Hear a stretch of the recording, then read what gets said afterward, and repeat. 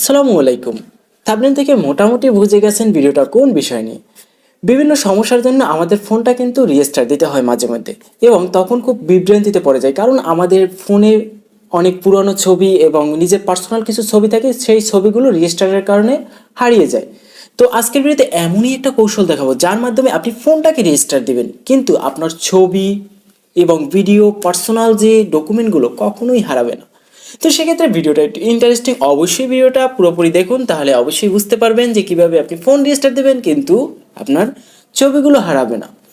তো যখন আপনি আপনার এই ছবিগুলো ব্যাকআপ দেবেন, সেক্ষেত্রে অবশ্যই আপনার একটি অ্যাপ্লিকেশন লাগবে, যেটা প্লে স্টোরে অ্যাভেলেবেল পেয়ে যাবেন। প্লে স্টোরে গিয়ে সার্চ দিবেন গুগল ফটোস। তো লেখার সাথে সাথে যে অ্যাপ্লিকেশনটা আসবে এই অ্যাপ্লিকেশনটা ডাউনলোড করবেন। বিশেষ করে নতুন যে ফোনগুলো, এই ফোনগুলোয় অলরেডি গুগল ফটোস প্রত্যেকের ফোনই থাকে। যদি আপনার থাকে তাহলে এটাকে ওপেন করে নেবেন। ওপেন করার সাথে সাথে দেখুন কোনায় যে একটা ছবি আছে, এটা মূলত একটা অ্যাকাউন্ট। তো এটার উপরে ক্লিক দেবেন। এর উপরে ক্লিক দেওয়ার সাথে সাথে এখানে যে আপনার জিমেলটা আছে ফোনে, সেই জিমেলটা এখানে কিন্তু শো করবে। তো এখান থেকে আপনি এই যে ট্যাপ করে আপনি অন্য জিমেলও দিতে পারেন সিলেকশন করে। আরেকটা ব্যাপার হচ্ছে, এখানে যে জিমেলটা অবশ্যই সিলেকশন থাকবে ওই জিমেলটার আপনার পাসওয়ার্ড মনে রাখতে হবে এবং জিমেলটার নামটাও মনে রাখতে হবে। তো এই দুইটা বিষয় আপনার মনে রাখতেই হবে, না হয়তো আপনার ছবিগুলো কিন্তু পাবেন না। দেখুন নিচের লেখা আছে ব্যাকআপ অফ, তো এটার উপরে আমরা ক্লিক দেবো। তো এটার উপরে ক্লিক দিলে দেখুন এখানে আছে টার্ন অন ব্যাকআপ, এটার উপরে আমরা ক্লিক দেবো, সাথে সাথে কিন্তু আমাদের ব্যাকআপগুলো চালু হয়ে যাবে।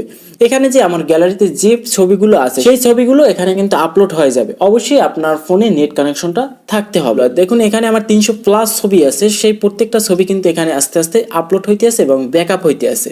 তো একটু চেক করে নিই আমরা যে ব্যাকআপ হয়ে কোথায় যাইতে আছে। তো আমরা সরাসরি আমাদের ফোনের ড্রাইভে চলে যাব। দেখুন আমি এই ড্রাইভটা ওপেন করে নিই। এখানে যে প্রত্যেকটা ছবি আপলোড ওখানে হইতে আছে, কিন্তু প্রত্যেকটা ছবি আমার ড্রাইভে জমা হইতে আছে। তো এখানে প্রত্যেকটা ছবি আপলোড হওয়ার শেষে যখন আপলোড কমপ্লিট হয়ে যাবে তখন আপনার ফোনটা রিস্টার্ট দিতে পারেন। তো আমি এখন এই ফোনটাকে রিস্টার্ট দেব এবং শেষে দেখাবো যে আসলে আসে কিনা, একদম প্রমাণ সহকারে দেখাবো। এখন আমি আমার ফোনটাকে রিস্টার্ট দেবো। সেক্ষেত্রে সেটিংয়ে গিয়ে এখানে রিস্টার্ট বাটনে ক্লিক দেবো, আমার ফোনটা অটোমেটিক রিস্টার্ট হয়ে যাবে। তো এখানে রিস্টার্ট হওয়ার জন্য আমার স্ক্রিন রেকর্ডটা বন্ধ হয়ে গেছে, তো রিস্টার্ট হওয়াটা রিস্টার্ট দেওয়ার পরে আমি আবার পুনরায় আমার ফোনটাকে সেট আপ করে আমার জিমেল পর্যন্ত আসছি। তো ওখানে যে আমার ওই যে জিমেলটা ছিল ওই জিমেলটা এখানে আমার দিতে হবে, যে জিমেলটা দিয়ে আমরা ব্যাকআপ করছিলাম। তো ওই জিমেলটা আমরা এখানে বসিয়ে দিলাম, তারপর এখানে জিমেলের পাসওয়ার্ড দিতে হবে।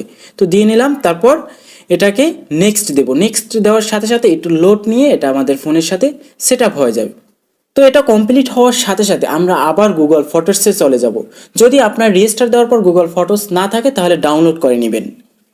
তো এখানে অলরেডি আমার ফোনে আছে যেহেতু, তো আমি সরাসরি আমার গুগল ফটোসে চলে যাব। এখানে আমার প্রত্যেকটা ছবি কিন্তু আসতে আছে। একটু স্লো আসার কারণ হচ্ছে নেট কানেকশনটা যত ভালো হবে তত তাড়াতাড়ি আসবে। এখানে আপনার ছবিগুলো প্রত্যেকটা ডাউনলোড হয়ে আপনার ফোনের যে জায়গায় ছিল ওই জায়গায় কিন্তু এসে যাবে। তো দেখুন এখানে আমার প্রত্যেকটা ছবি এসে গেছে। আর এই ছবিগুলো আমার কত জিবি জায়গা নষ্ট করছে সেটা কিন্তু দেখা যায়, 2 GB জায়গা নষ্ট করছে, এবং আমি এখানে সর্বোচ্চ 15 GB পর্যন্ত ব্যাকআপ দিতে পারবো। দেখুন এখানে কিন্তু আমার প্রত্যেকটা ছবি বর্তমানে এসে গেছে। আর এখানে যে প্রত্যেকটা ছবি আছে প্রত্যেকটাই অরিজিনাল ফাইল থাকবে। ভয় থাকে যে ফেটে যেতে পারে ছবিগুলো এবং এমবি কমে যেতে পারে, এরকমের ভয়ের কোনো কারণ নেই, একদম অরিজিনাল ছবিগুলো এখানে আপনি পাবেন। তো এখন এই নিয়মে আপনি চাইলে আপনার ফোনটাকে রেজিস্টার দিতে পারেন, তাহলে ফোনের কোনো তথ্য কোনো ছবি হারাবে না। সেক্ষেত্রে আপনি চাইলে নাম্বারও ব্যাকআপ দিয়ে রাখতে পারেন। কিভাবে আপনি নাম্বার ব্যাকআপ দিবেন আপনার ফোনের, সেটা আমার ডিসক্রিপশন বক্সে লিঙ্ক দেওয়া আছে, সেটা দেখে নেবেন, তাহলে আপনার মোবাইল নাম্বারও হারাবে না। সেক্ষেত্রে নিশ্চিন্তে আপনি রিস্টার্ট দিতে পারেন। আরেকটা ব্যাপার হচ্ছে, অনেক সময় ফোন হারিয়ে যায়, কোথাও চুরি হয়ে যায়, নষ্ট হয়ে যায়। সেক্ষেত্রে যদি এরকমের আগে ব্যাকআপ দেওয়া থাকে তাহলে আপনি এই জিমেলটা যে ফোনে লগ ইন করবেন সেই ফোনে কিন্তু এই ছবিগুলো চলে যাবে, এবং যে নাম্বারটা থাকবে ওই জিমেলে ব্যাকআপ দাও ওই নাম্বারও কিন্তু ওই ফোনে চলে যাবে। সেক্ষেত্রে এখনই এরকমের ব্যাকআপ দিয়ে রাখুন, ফোনটা রিস্টার্ট না দিলেও ব্যাকআপটা দিয়ে রাখুন। পরবর্তীতে আপনার এরকমের কোনো ছবি এবং ডকুমেন্টস কখনোই হারাবে না। তো আজকের ভিডিও এই পর্যন্তই। ভালো থাকবেন, সুস্থ থাকবেন, দেখা হবে পরবর্তী কোনো ভিডিওতে। আল্লাহ হাফেজ।